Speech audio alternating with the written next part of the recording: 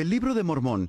¿Qué es y por qué es tan importante para los miembros de la Iglesia de Jesucristo de los Santos de los Últimos Días? Los mormones, cuyo nombre correcto es Santos de los Últimos Días, miembros de la Iglesia de Jesucristo de los Santos de los Últimos Días, leen y veneran la Biblia al igual que todos los cristianos. Sin embargo, también leen y creen en otro libro llamado el Libro de Mormón, otro testamento de Jesucristo. Para ellos no reemplaza a la Biblia, no es un sustituto, es un complemento.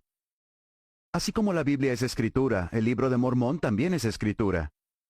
Hablemos un poco sobre qué son las escrituras y cómo llegan a existir.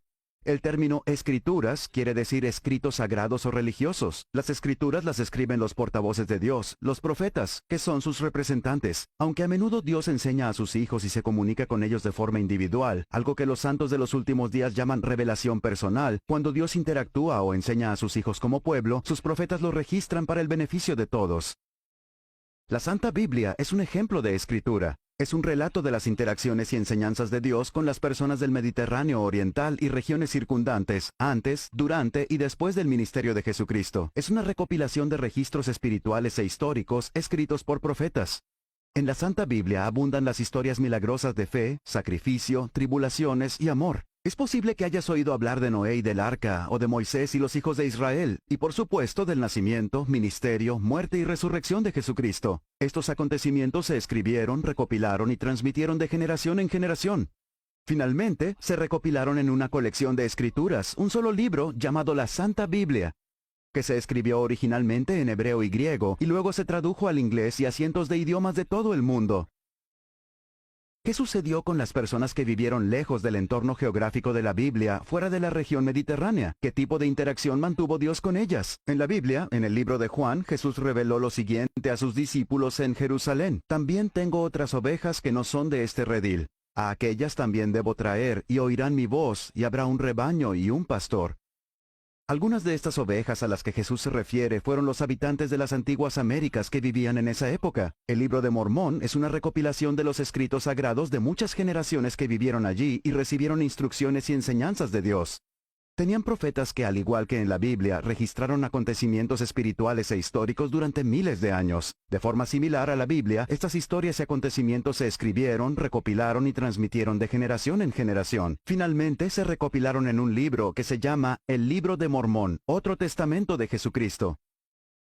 Al igual que la Biblia, el Libro de Mormón es una colección de escritos espirituales e históricos que escribieron los profetas de Dios. En el Libro de Mormón también hay historias milagrosas de fe, sacrificio, tribulaciones y amor. El evento culminante del Libro de Mormón es el relato de Jesucristo que ministró a sus otras ovejas, tal como dijo que haría. Poco después de su muerte, el Salvador se apareció a los habitantes de las antiguas Américas como el Señor resucitado, con un cuerpo de carne y huesos. Igual que en su ministerio terrenal en Jerusalén, Jesús les enseñó su evangelio y ellos lo registraron. Lo transmitieron a las generaciones futuras a través de profetas, líderes y otras personas inspiradas. Entonces, ¿de dónde surge el nombre del Libro de Mormón? ¿Quién es Mormón y qué tiene que ver con este libro de escritura?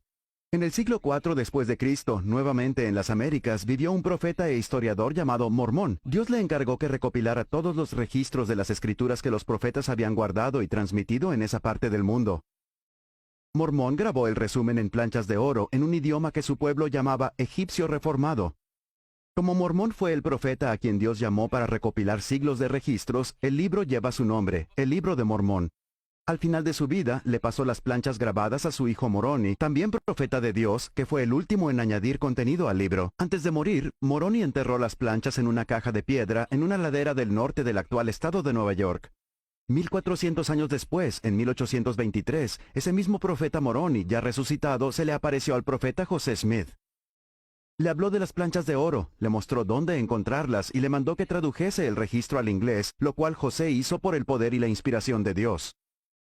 Desde entonces, el Libro de Mormón se ha traducido a más de 100 idiomas y como la Santa Biblia, también está disponible en todo el mundo como un libro adicional de escritos sagrados registrados por los profetas de Dios, escritura.